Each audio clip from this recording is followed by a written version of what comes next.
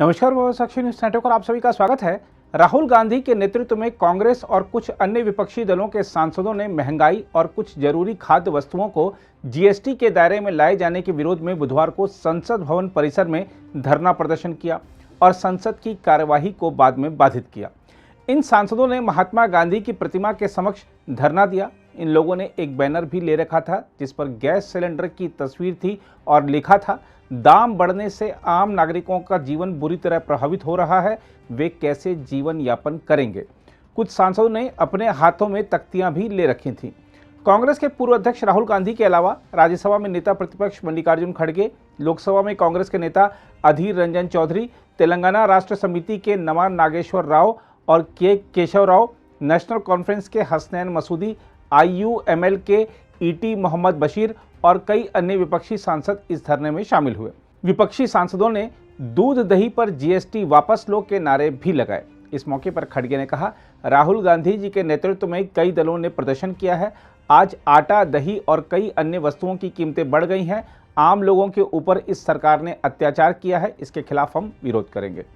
विपक्षी दलों ने मंगलवार को भी इसी विषय पर संसद परिसर में धरना दिया था और दोनों सदनों में हंगामा किया था, जिस कारण कार्यवाही बाधित हुई थी। आज भी संसद के दोनों सदनों में विपक्ष का हंगामा जारी रहा, जिसको देखते हुए लोकसभा और राज्यसभा की कार्यवाही 2 बजे तक के लिए स्थगित कर दी गई।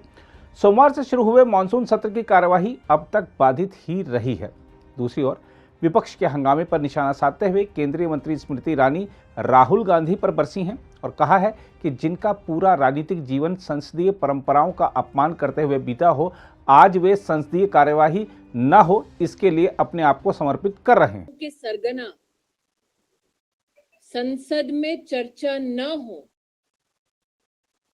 संसद की कार्यवाही स्थगित हो, इसके रचनाकार राहुल गांधी से आज भारतीय जनता पार्टी के कार्यकर्ता पूछना चाहेंगे कि आपने अपने संसदीय इतिहास में लोकसभा में कितने प्राइवेट मेंबर बिल इंट्रोड्यूस किए, जिन्होंने अमेठी के सांसद होने के नाते आज तक अमेठी के सांसद के नाते एक प्रश्न न किया हो, जिन्होंने अमेठी छोड़कर वायनाड जाने के बाद 2019 के शीतकालीन सत्र में 40% से भी कम की अटेंडेंस रखी हो, जिनका पूरा राजनीतिक जीवन संसदीय परंपराओं का अपमान करते बीता हो, आज वो संसदीय कार्रवाई, संसद में डिबेट,